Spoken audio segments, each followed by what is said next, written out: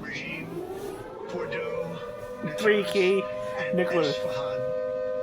Everybody heard those names for years as they built this horribly destructive enterprise. Our objective was the destruction of Iran's nuclear enrichment capacity and a stop to the nuclear threat posed by the world's #1 state sponsor of terror. Tonight I can report to the world that the strikes were a spectacular military success. Iran's key nuclear enrichment facilities have been completely and totally obliterated. Iran, the bully of the Middle East, must now make peace. If they do not, future attacks will be far greater and a lot easier. For 40 years, Iran has been saying death to America, death to Israel. They have been killing our people, blowing off their arms, blowing off their legs with roadside bombs. That was their specialty. We lost over 1,000 people, and hundreds of thousands throughout the Middle East and around the world have died as a direct result of their hate. In particular, so many were killed by their general, Qasem Soleimani.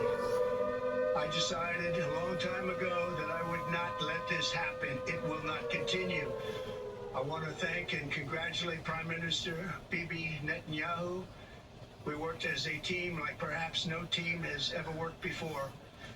And we've gone a long way to erasing this horrible threat to Israel. I want to thank the Israeli military for the wonderful job they've done. And most importantly, I want to congratulate the great American patriots who flew those magnificent machines tonight, and all of the United States military on an operation the likes of which the world has not seen in many, many decades. Hopefully we will no longer need their services in this capacity. I hope that's so. I also want to congratulate the chairman of the Joint Chiefs of Staff, General Dan Raisin Kane, spectacular general, and all of the brilliant military minds involved in this attack. With all of that being said, this cannot continue. There will be either peace or there will be tragedy for Iran far greater than we have witnessed over the last 8 days. Remember, there are many targets left. Tonight's was the most difficult of them all, by far, and perhaps the most lethal.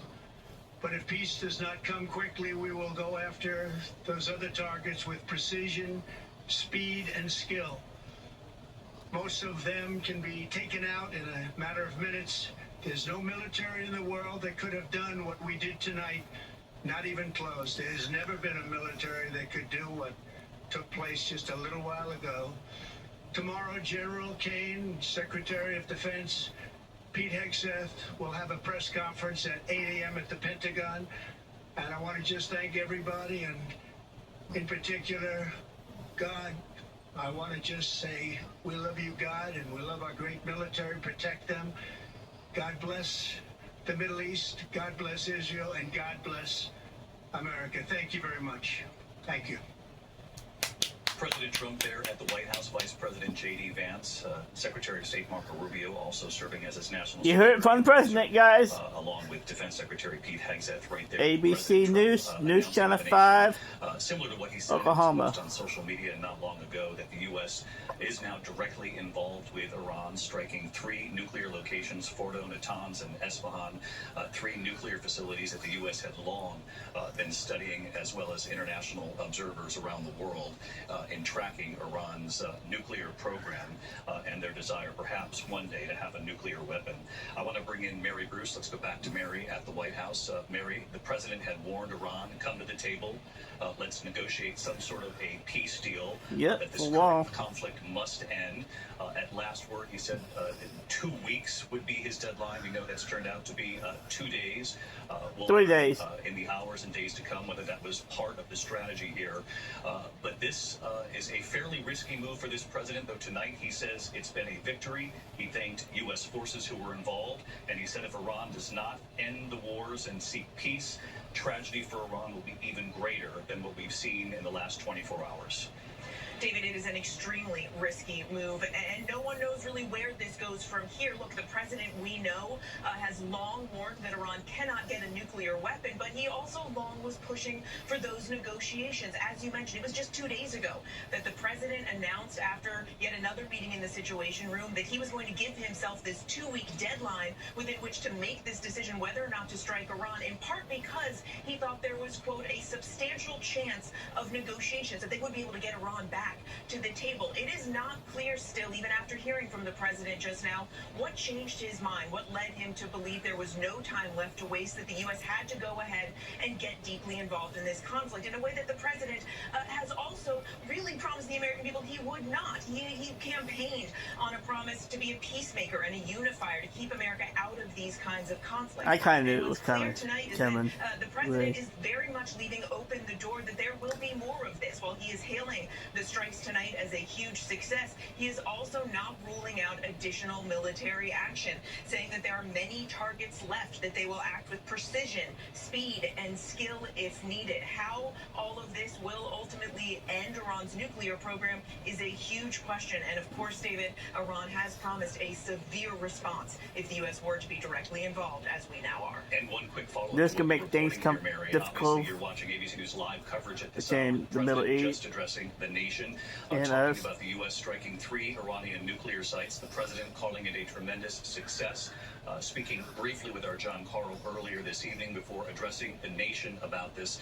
And Mary, you've covered President Trump for some time. You've covered him as a candidate, his promises not to engage in the Middle East and in any more foreign wars. At the same time, he has long promised that Iran would not get a message nuclear weapon. to And David, just Russia, again, 2 days ago, China, and all the other allies of Iran.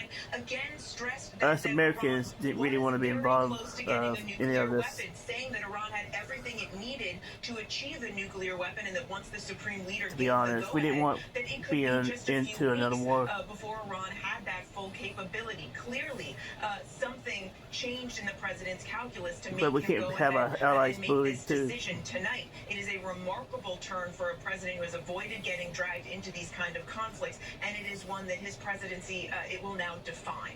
That is for sure. Our chief White House correspondent, Mary Bruce, with us live here tonight. Mary, thank you. I want to bring in John Carl, our chief Washington correspondent. John, I was struck that you were able to connect with the president even before he addressed the nation tonight. Again, he was confident with what he had witnessed, what he'd been briefed on following this operation, and made it clear to the American people that all of the U.S. military involved in this operation is back out of that airspace and on their way home.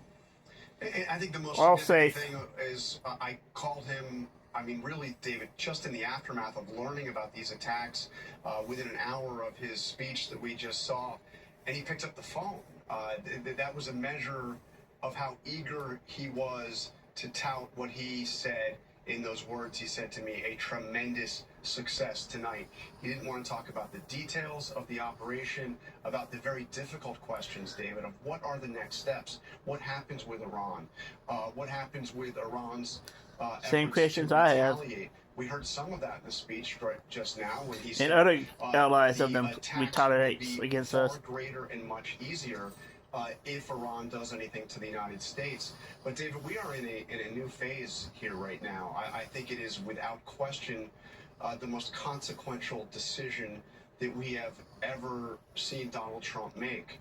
And it's entirely unclear what direction it Okay, guys, you heard from the guy. States for nearly a half a century. Finally, an American president has ended a threat that has killed a lot of Americans, as you heard the president mention, the attacks on American troops, especially in Iraq.